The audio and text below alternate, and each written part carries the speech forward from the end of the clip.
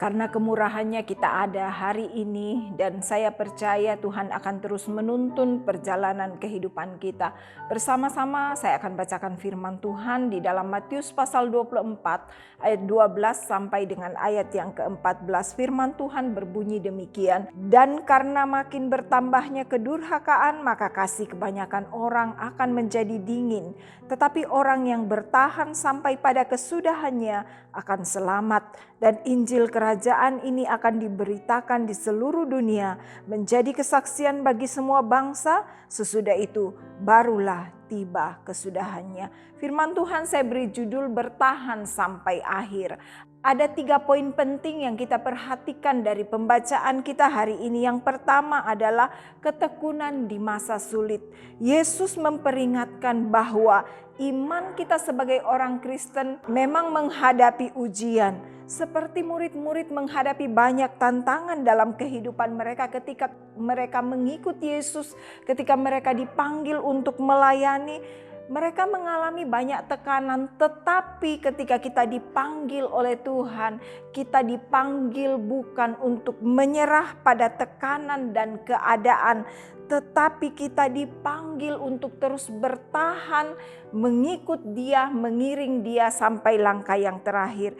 Ini mengingatkan kita bahwa tekanan iman bukan tanda kegagalan, tetapi bagian dari rencana Tuhan untuk memurnikan gerejanya, untuk memurnikan iman kita. Di dalam pembacaan kita di dalam ayat 13 tadi dikatakan, tetapi orang yang bertahan sampai kesudahannya. Kata bertahan di sini memakai kata hipomeno, artinya bertahan atau menetap atau teguh berada di bawah tekanan.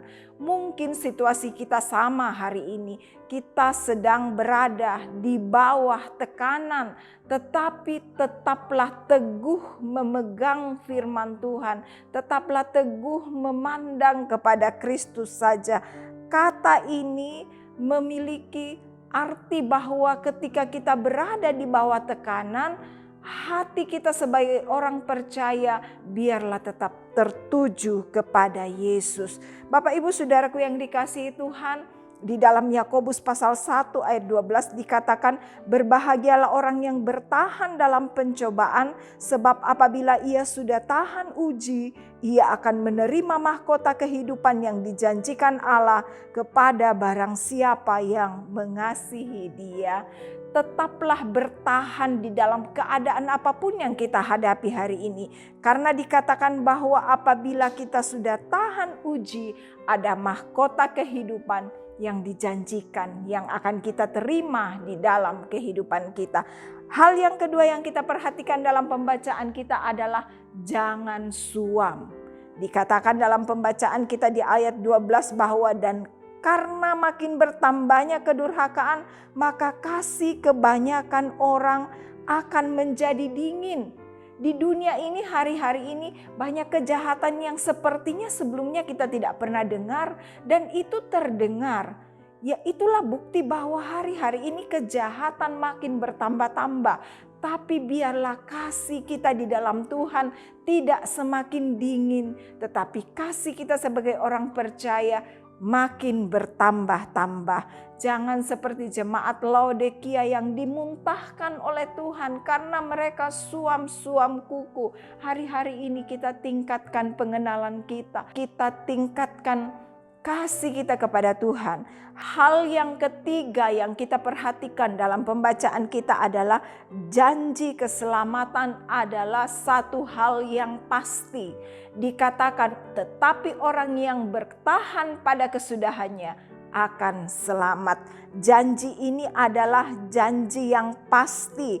Janji Tuhan yang dianugerahkan kepada kita. Tetaplah bertahan di dalam pengiringan iman kita. Karena Wahyu 21 ayat 7 berkata, barang siapa menang, ia akan memperoleh semuanya ini dan aku akan menjadi Allahnya dan ia akan menjadi umatku.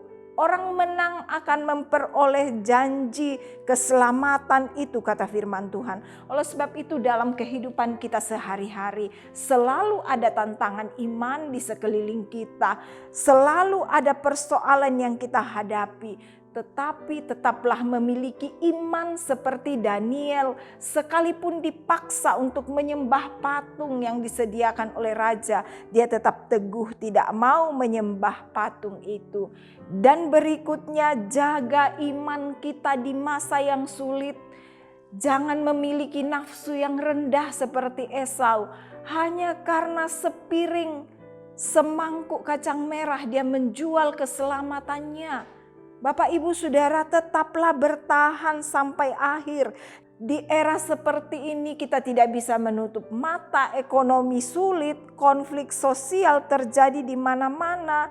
Kita harus tetap tekun mempraktekkan rutinitas rohani kita. Berpegang teguh pada Tuhan, membaca firman setiap hari, berdoa tanpa henti.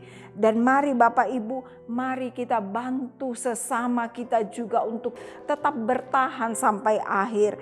Banyak teman-teman yang butuh kita kuatkan lewat doa kita, lewat motivasi kita, lewat firman Tuhan yang kita bagikan. Mari kita tetap membantu sesama kita juga untuk bertahan di dalam iman mereka kepada Tuhan.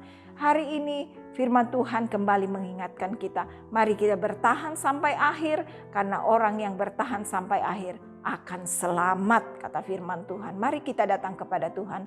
Terima kasih Tuhan untuk hari ini. Kami percaya hari ini Tuhan berkemurahan bagi kami. Tuhan akan terus menuntun kami dalam perjalanan iman kami. Sekalipun banyak tantangan iman yang kami hadapi, tapi hari ini kami percaya Tuhan memberi kemenangan bagi kami. Yang sakit Tuhan sembuhkan, yang lemah Tuhan kuatkan, yang dalam pergumulan hidup diberi jalan keluar oleh Tuhan. Karena kami percaya ada Roh Kudus yang senantiasa membantu kami dalam kelemahan-kelemahan kami.